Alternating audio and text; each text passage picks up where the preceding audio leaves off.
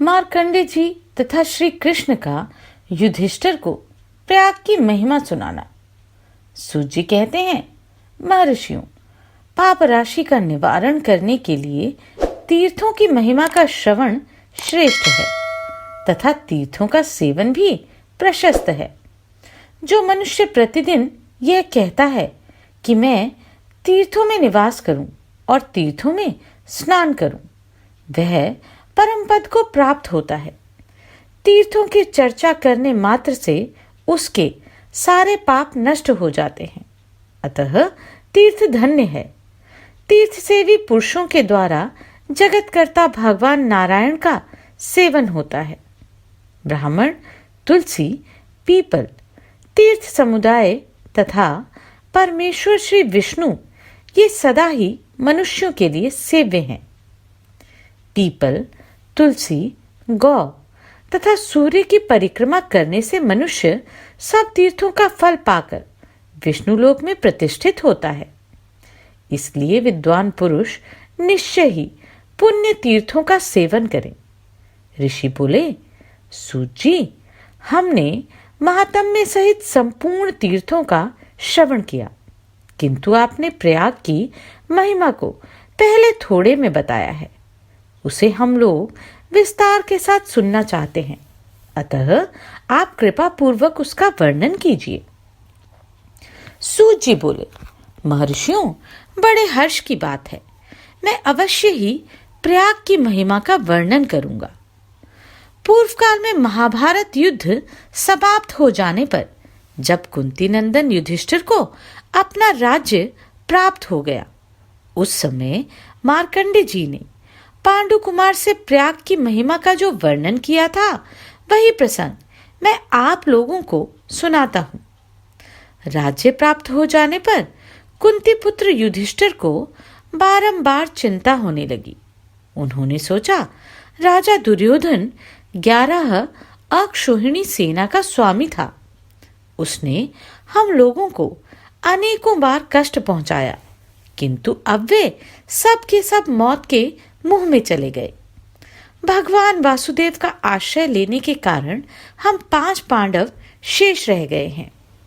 द्रोणाचार्य, भीष्म, महाबली कर्ण, भ्राता और पुत्रों सहित राजा दुर्योधन तथा अन्यान्य जितने वीर राजा मारे गए हैं, उन सब के बिना यह राज्य भोग अथवा जीवन लेकर क्या करना है। हाय, धिक्कार है इस सुख को। मेरे लिए यह प्रसंग बड़ा कष्टदायक है। यह विचार कर राजा व्याकुल हो उठे।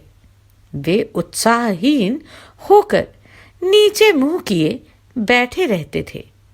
उन्हें बारंबार इस बात की चिंता होने लगी कि अब मैं किस योग, नियम एवं तीर्थ का सेवन करूं, जिससे महापातकों की राशि से मुझे शीघ्र ही छुटकारा मिले। कौन सा ऐसा तीर्थ है जहां स्नान करके मनुष्य परम उत्तम विष्णु लोक को प्राप्त होगा। इस प्रकार सोचते हुए धर्मपुत्र युधिष्ठिर अत्यंत विकल हो गए। उस समय महातपस्वी मार्कंडे जी काशी में थे। उन्हें युधिष्ठिर की अवस्था का ज्ञान हो गया, इसलिए वे तुरंत ही हस्तिनापुर में जा पहुंचे और राजमहल के द्वार पर खड़े हो गए।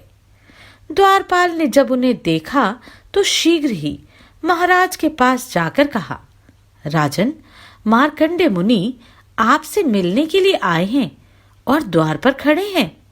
समाचार सुनते ही धर्मपुत्र युधिष्ठिर तुरंत राजद्वार पर आ पहुंचे और उनके शरणागत होकर बोले, महामुने, आपका स्वागत है।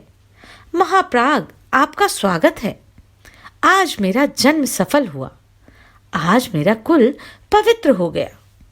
आज आपका दर्शन होने से मेरे पितृ तृप्त हो गए। यूं कहकर युधिष्ठिर ने मुनि को सिंहासन पर बिठाया और पैर धोकर पूजन सामग्रियों से उनकी पूजा की। तब मार्कंडे जी ने कहा, राजन, तुम व्याकुल क्यों हो रहे हो? मेरे सामने अपना मनोभाव प्रकट करो। युधिष्ठिर बोले, महामुने, राज्य के लिए हम लोगों की ओर से जो बर्ताव हुआ है, उस सारे प्रसंग को जानकर ही आप यहां पधारे हैं। फिर आपसे क्या कहना है? मार्कंडे जी ने कहा, महाबाहो सुनो, जहां धर्म की व्यवस्था है उस शास्त्र में संग्राम में युद्ध करने वाले किसी भी बुद्धिमान पुरुष के लिए पाप की बात नहीं देखी गई है। फिर विशेषतः क्षत्रिय के लिए जो राजधर्म के अनुसार युद्ध में प्रवृत्त हुआ है, पाप की आशंका कैसे हो सकती है? अतः इस बात को हृदय में रखकर पाप की चिंता नहीं करनी चाहिए। महाभाग युधिष्ठिर, तुम तीर्थ की बात जानना चाहते हो तो सुनो।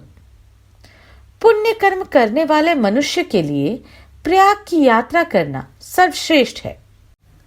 युधिष्ठिर ने पूछा, भगवन, मैं ये सुनना चाहता हूं कि प्रयाग की यात्रा कैसे की जाती है, वहां कैसा पुण्य होता है, प्रयाग में जिनकी मृत्यु होती है उनकी क्या गति होती है, तथा जो वहां स्नान और निवास करते हैं उन्हें किस फल की प्राप्ति होती है, ये सब बातें बताइए।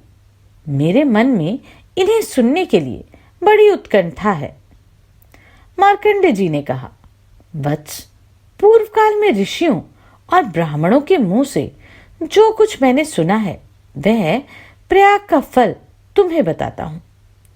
प्रयाग से लेकर प्रतिष्ठानपुर अर्थात झूसी तक, धर्म की हृद से लेकर वासुकी हृद तक, तथा कंबल और अश्वतर नागों के स्थान एवं बहुमूलिक नाम वाले नागों का स्थान, यह सब प्रजापति का क्षेत्र है जो तीनों लोकों में विख्यात है।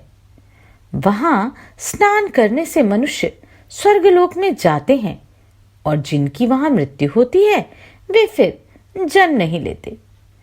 प्रयाग में ब्रह्मा आदि देवता एकत्रित होकर प्राणियों की रक्षा करते हैं और वहां बहुत से तीर्थ हैं जो सब पापों को हरने वाले तथा कल्याणकारी हैं। उनका कई सौ वर्षों में भी वर्णन नहीं किया जा सकता। स्वयं इंद्र विशेष रूप से प्रयाग तीर्थ की रक्षा करते हैं तथा भगवान विष्णु देवताओं के साथ प्रयाग के सर्वमान्य मंडल की रक्षा करते हैं। हाथ में शूल लिए भगवान महेश्वर प्रतिदिन वहां वट वृक्ष अर्थात अक्षय वट की रक्षा करते हैं तथा देवता समूचे तीर्थ स्थान की रक्षा में रहते हैं। वह स्थान सब पापों को हरने वाला और शुभ है। जो प्रयाग का स्मरण करता है उसके सारे पाप नष्ट हो जाते हैं। उस तीर्थ के दर्शन और नाम कीर्तन से तथा वहां की मिट्टी प्राप्त करने से ही मनुष्य पाप मुक्त हो जाता है। महाराज, प्रयाग में 5 कुंड हैं जिनके बीच से होकर गंगा जी बहती हैं। प्रयाग में प्रवेश करने वाले मनुष्य का पाप तत्काल नष्ट हो जाता है। जो मनुष्य सहस्त्रों योजन दूर से भी गंगा जी का स्मरण करता है वह पापाचारी होने पर भी परम गति को प्राप्त होता है। मनुष्य गंगा का नाम लेने से पाप मुक्त होता है, दर्शन करने से कल्याण का दर्शन करता है तथा स्नान करने और जल पीने से अपने कुल की 7 पीढ़ियों को पवित्र कर देता है। जो सत्यवादी, क्रोधजयी, अहिंसा धर्म में स्थित, धर्मानुगामी, तत्वज्ञ तथा गौ और ब्राह्मणों के हित में तत्पर होकर गंगा यमुना के बीच में स्नान करता है वह सारे पापों से छूट जाता है तथा मन, चित्त, समस्त भोगों को पूर्ण रूप से प्राप्त कर लेता है। तत्पश्चात संपूर्ण देवताओं से रक्षित प्रयाग में जाकर ब्रह्मचर्य का पालन करते हुए 1 मास तक निवास करें और देवताओं तथा पितरों का तर्पण करें। इससे मनुष्य मनोवांछित पदार्थों को प्राप्त करता है। हे युधिष्ठिर, प्रयाग में साक्षात भगवान महेश्वर सदा निवास करते हैं। वह परम पावन तीर्थ मनुष्यों के लिए दुर्लभ है। राजेंद्र, देवता, दानव, गंधर्व, ऋषि, सिद्ध और चारण वहां स्नान करके स्वर्गलोक में जा सुख भोगते हैं। प्रयाग में जाने वाले मनुष्य सब पापों से मुक्त हो जाता है, इसमें तनिक भी संदेह नहीं है। मनुष्य अपने देश में हो या वन में, विदेश में हो या घर में, जो प्रयाग का स्मरण करते हुए मृत्यु को प्राप्त होता है वह ब्रह्मलोक में जाता है। वह श्रेष्ठ ऋषियों का कथन है। जो मन, वाणी तथा क्रिया द्वारा सत्य धर्म में स्थित हो, गंगा यमुना के बीच की भूमि में दान देता है, वह सद्गति को प्राप्त होता है। जो अपने कार्य के लिए या पितृ कार्य के लिए अथवा देवता की पूजा के लिए प्रयाग में सुवर्ण, मणि, मोती अथवा धान्य का दान ग्रहण करता है, उसका तीर्थ सेवन व्यर्थ होता है। वह जब तक दूसरे का द्रव्य भोगता है तब तक उसके तीर्थ सेवन का कोई फल नहीं होता। अतः इस प्रकार तीर्थ अथवा पवित्र मंदिरों में जाकर किसी से कुछ ग्रहण ना करें। कोई भी निमित्त हो, द्विज को प्रतिग्रह से सावधान रहना चाहिए। प्रयाग में भूरी अथवा लाल रंग की गाय के जो दूध देने वाली हो, सींगों को सोने से और खुरों को चांदी से मढ़ा दे। फिर उसके गले में वस्त्र लपेटकर श्वेत वस्त्रधारी शांत धर्मज्ञ, वेदों के पारगामी तथा साधु क्षोत्रिय ब्राह्मण को बुलाकर गंगा यमुना के संगम में वह गौ उसे विधि पूर्वक दान कर दे। साथ ही बहुमूल्य वस्त्र तथा नाना प्रकार के रत्न भी देने चाहिए। इससे उस गौ के शरीर में जितने रोए होते हैं उतने हजार वर्षों तक मनुष्य स्वर्गलोक में प्रतिष्ठित होता है। वह उस पुण्य कर्म के प्रभाव से भयंकर नरक का दर्शन नहीं करता। लाख गौओं की अपेक्षा वहां एक ही दूध देने वाली गौ देना उत्तम है। वह एक ही पुत्र, स्त्री तथा भृत्यों तक का उद्धार कर देती है। इसलिए सब दानों में गौदान ही सबसे बढ़कर है। महापातक के कारण मिलने वाले दुर्गम, विषम तथा भयंकर नरक में गौ ही मनुष्य की रक्षा करती है। इसलिए ब्राह्मण को गौदान करना चाहिए। कुरुश्रेष्ठ, जो देवताओं के द्वारा सेवित प्रयाग तीर्थ में बैल अथवा बैलगाड़ी पर चढ़कर जाता है, वह पुरुष गायों का भयंकर क्रोध होने पर घोर नरक में निवास करता है तथा उसके पितृ उसका दिया जल तक नहीं ग्रहण करते। जो ऐश्वर्य के लोभ से अथवा मोहवश सवारी से तीर्थ यात्रा करता है, उसके तीर्थ सेवन का कोई फल नहीं होता। इसलिए सवारी का त्याग देना चाहिए। जो गंगा यमुना के बीच में ऋषियों की बताई हुई विधि तथा अपने सामर्थ्य के अनुसार कन्यादान करता है, वह उस कर्म के प्रभाव से यमराज तथा भयंकर नरक को नहीं देखता। जिस मनुष्य की अक्षय वट के नीचे मृत्यु होती है, वह सब लोगों को लांघ कर रुद्रलोक में जाता है। वहां रुद्र का आश्रय लेकर 12 सूर्य तपते हैं और सारे जगत को जला डालते हैं, परंतु वट की जड़ नहीं जला पाते। जब सूर्य, चंद्रमा और वायु का विनाश हो जाता है और सारा जगत एक आर्णव में मग्न दिखाई देता है, उस समय भगवान विष्णु यहीं अक्षय वट पर शयन करते हैं। देवता, दानव, गंधर्व, ऋषि, सिद्ध और चारण सभी गंगा यमुना के संगम में स्थित तीर्थ का सेवन करते हैं। वहां ब्रह्मा आदि देवता, दिशाएं, दिक्पाल, लोकपाल, साध्य, पितृ, सनत कुमार आदि परम ऋषि, अंगिरा आदि ब्रह्म ऋषि, नाग, सुपर्ण अर्थात गरुड़, पक्षी, नदियों, समुद्र, पर्वत, विद्याधर तथा साक्षात भगवान विष्णु प्रजापति को आगे रखकर निवास करते हैं। उस तीर्थ का नाम सुनने, नाम लेने तथा वहां की मिट्टी का स्पर्श करने से मनुष्य पाप मुक्त हो जाता है। जो वहां कठोर व्रत का पालन करते हुए संगम में स्नान करता है वह राजसूय एवं अश्वमेध यज्ञों के समान फल पाता है। योग युक्त विद्वान पुरुष को जिस गति की प्राप्ति होती है वह गति गंगा और यमुना के संगम में मृत्यु को प्राप्त होने वाले प्राणियों की भी होती है। इस प्रकार परम पद के साधनभूत प्रयाग तीर्थ का दर्शन करके यमुना के दक्षिण किनारे जहां कंबल और अश्वतर नागों के स्थान हैं जाना चाहिए। वहां स्नान और जलपान करने से मनुष्य सब पातकों से छुटकारा पा जाता है। वह परम बुद्धिमान महादेव जी का स्थान है। वहां की यात्रा करने से मनुष्य अपने कुल की 10 पहले की और 10 पीछे की पीढ़ियों का उद्धार कर देता है।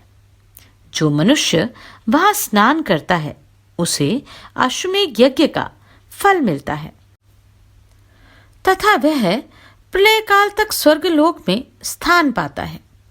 भारत गंगा के पूर्व तट पर तीनों लोकों में विख्यात समुद्रकूप और प्रतिष्ठानपुर झूसी है। यदि कोई ब्रह्मचर्य का पालन करते हुए क्रोध को जीतकर 3 रात वहां निवास करता है तो वह सब पापों से शुद्ध होकर अश्वमेध यज्ञ का फल पाता है। प्रतिष्ठान से उत्तर और भागीरथी से पूर्व हंस प्रपतन नामक तीर्थ है। उसमें स्नान करने मात्र से मनुष्य को अश्वमेध यज्ञ का फल प्राप्त होता है तथा जब तक सूर्य और चंद्रमा की स्थिति है तब तक वह स्वर्गलोक में प्रतिष्ठित रहता है।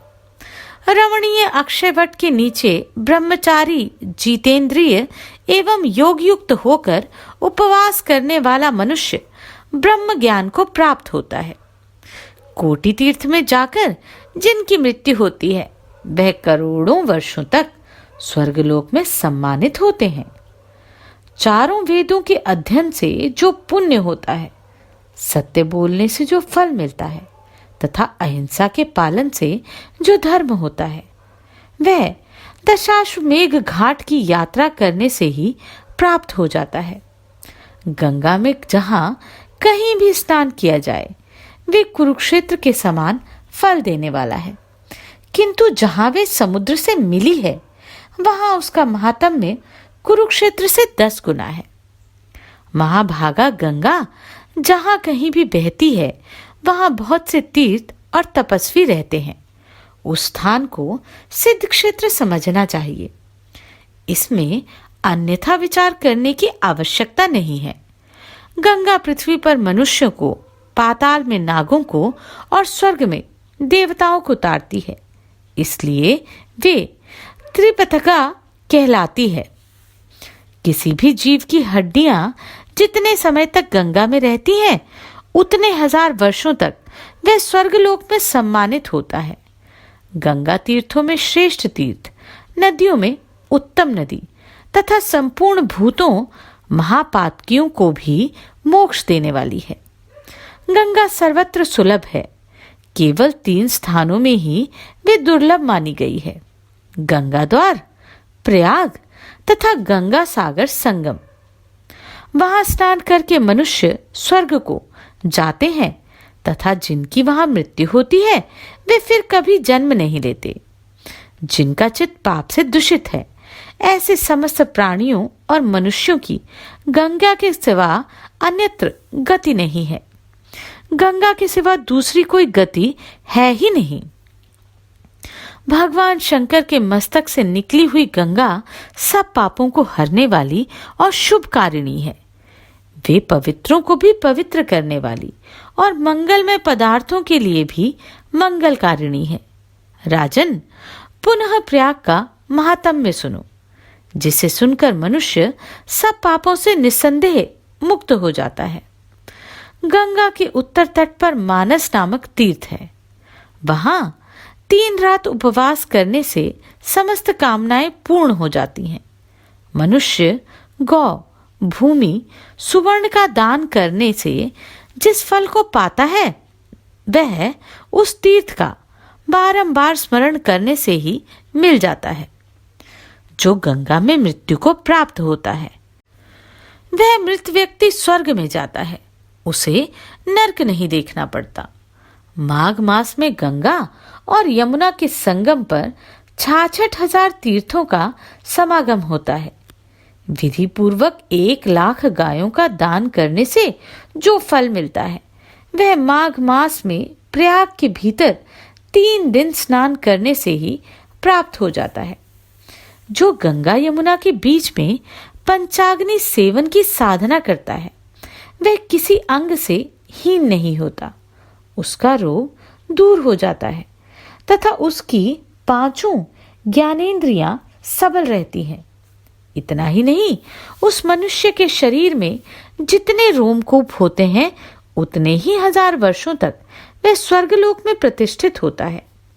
यमुना के उत्तर तट पर और प्रयाग के दक्षिण भाग में ऋण प्रमोचन नामक तीर्थ है, जो अत्यंत श्रेष्ठ माना गया है।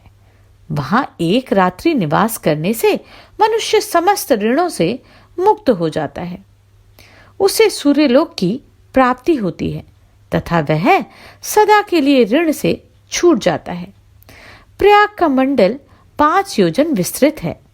उसमें प्रवेश करने वाले पुरुष को पग पग पर अश्वमेध यज्ञ का फल मिलता है। जिस मनुष्य की वहां मृत्यु होती है वह अपनी पिछली 7 पीढ़ियों और आगे आने वाली 14 पीढ़ियों को तार देता है। महाराज, यह जानकर प्रयाग के प्रति सदा श्रद्धा रखनी चाहिए। जिनका चित्त पाप से दूषित है वे अश्रद्धालु पुरुष उस स्थान को, देव निर्मित प्रयाग को नहीं पा सकते।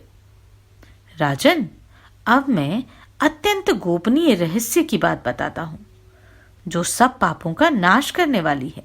सुनो, जो प्रयाग में इंद्रिय संयम पूर्वक 1 मास तक निवास करता है वह सब पापों से मुक्त हो जाता है, ऐसा ब्रह्मा जी का कथन है।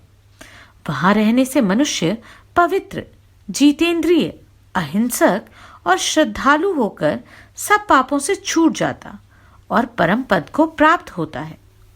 वहां 3 काल स्नान और भिक्षा का आहार करना चाहिए। इस प्रकार 3 महीनों तक प्रयाग का सेवन करने से वे मुक्त हो जाते हैं।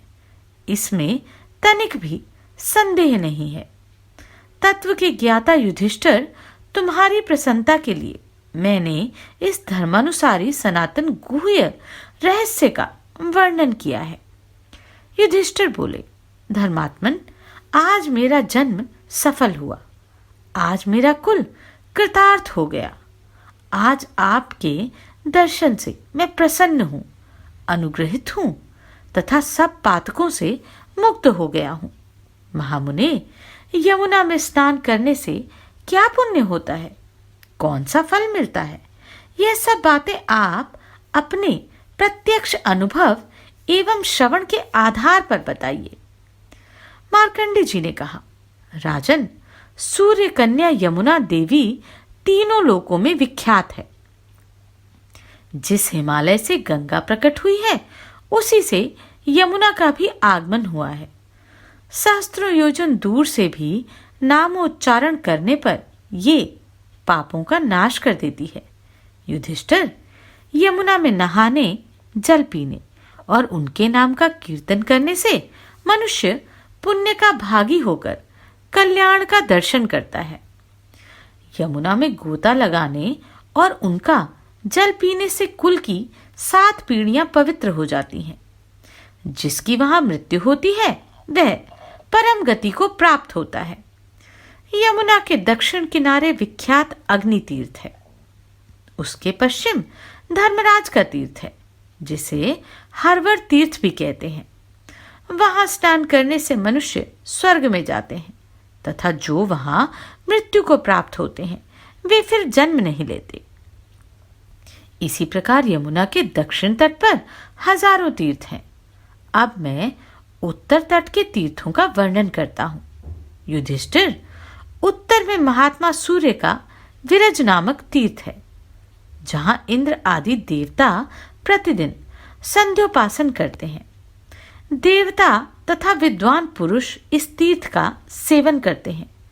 तुम भी श्रद्धा पूर्वक दान में प्रवृत्त होकर उस तीर्थ में स्नान करो। वहां और भी बहुत से पवित्र तीर्थ हैं जो सब पापों को हरने वाले और शुभ हैं।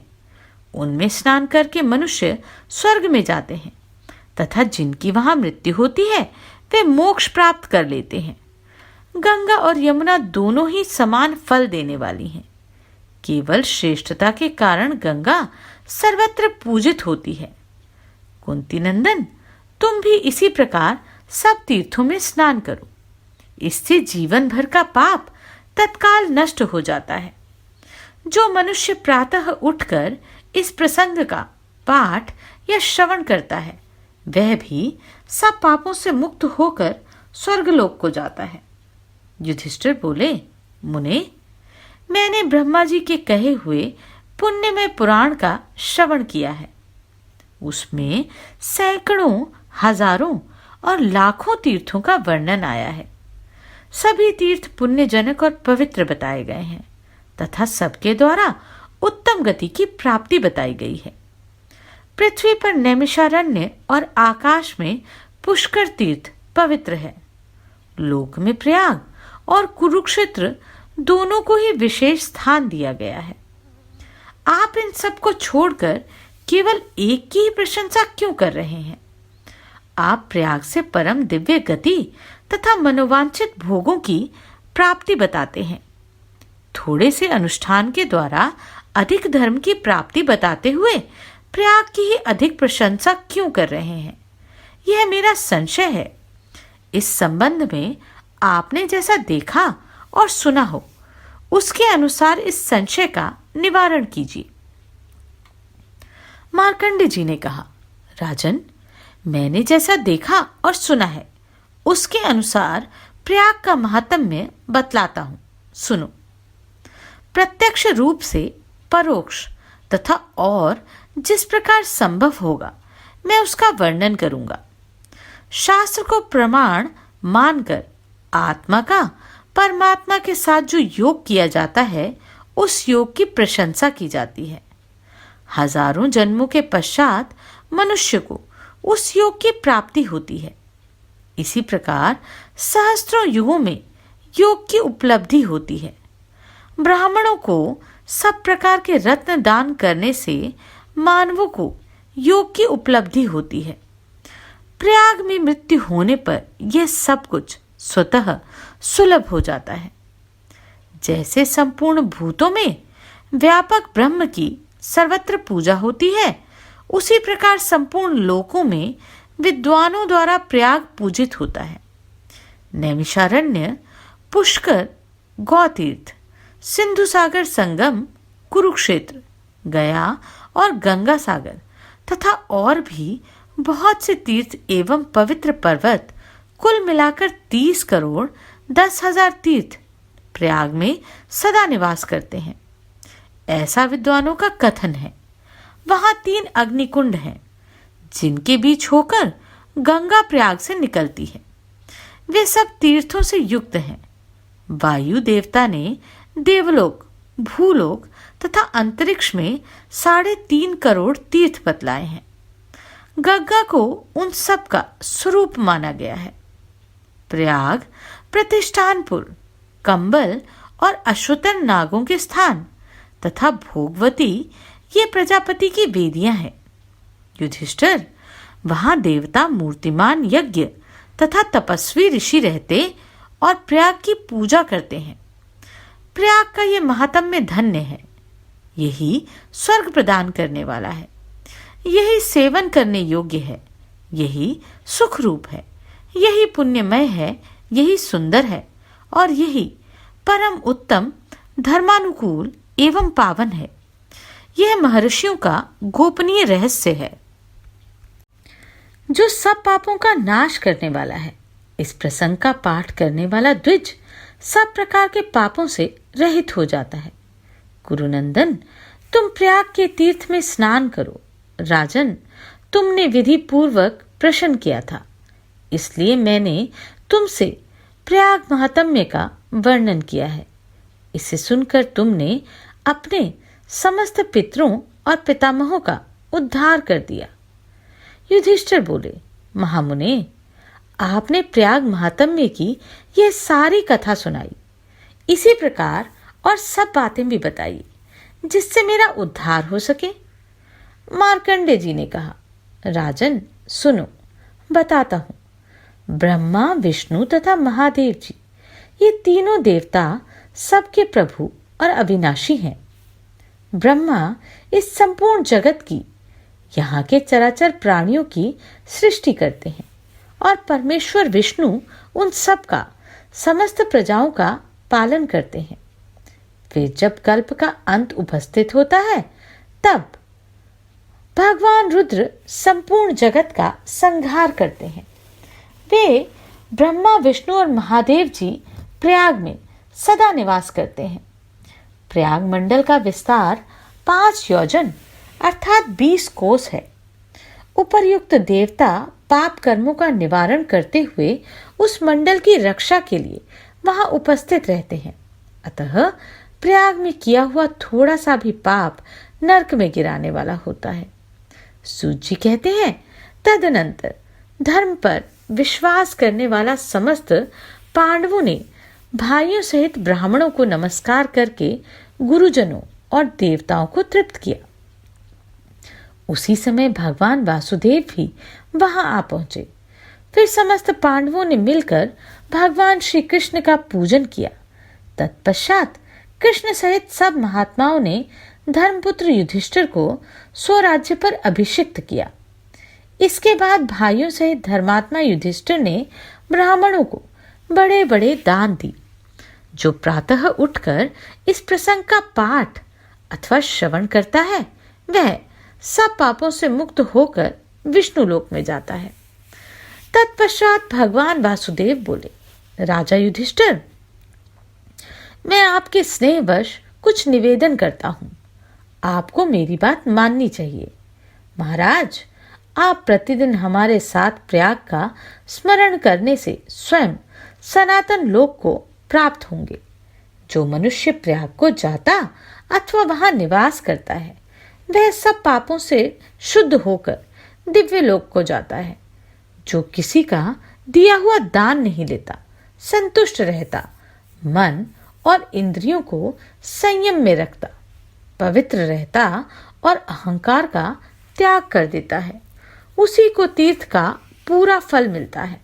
राजेंद्र, जो क्रोधहीन, सत्यवादी, दृढ़ता पूर्वक उत्तम व्रत का पालन करने वाला तथा संपूर्ण भूतों में आत्मभाव रखने वाला है, वही तीर्थ के फल का उपभोग करता है। ऋषियों और देवताओं ने भी क्रमशः यज्ञों का वर्णन किया है, किंतु महाराज दरिद्र मनुष्य यज्ञ नहीं कर सकते। यज्ञ में बहुत सामग्री की आवश्यकता होती है। नाना प्रकार की तैयारियां और समारोह करने पड़ते हैं। कहीं कोई धनवान मनुष्य ही भांति भांति के द्रव्यों का उपयोग करके यज्ञ कर सकता है। नरेश्वर, जिस विद्वान पुरुष को दरिद्र होने पर भी यज्ञ ना कर सके तथा जो पुण्य और फल में यज्ञ की समानता करता हो, वह उपाय बताता हूं। सुनिए भरत श्रेष्ठ, यह ऋषियों का गोपनीय रहस्य है। तीर्थ यात्रा का पुण्य यज्ञों से भी बढ़कर होता है। 1 खरब 30 करोड़ से भी अधिक तीर्थ माघ मास में गंगा जी के भीतर आकर स्थित होते हैं। अतः माघ में गंगा स्नान परम पुण्य का साधक होता है। महाराज, अब आप निश्चिंत होकर अकंटक राज्य भोगिए। अब फिर अश्वमेध यज्ञ के समय मुझसे आपकी भेंट होगी।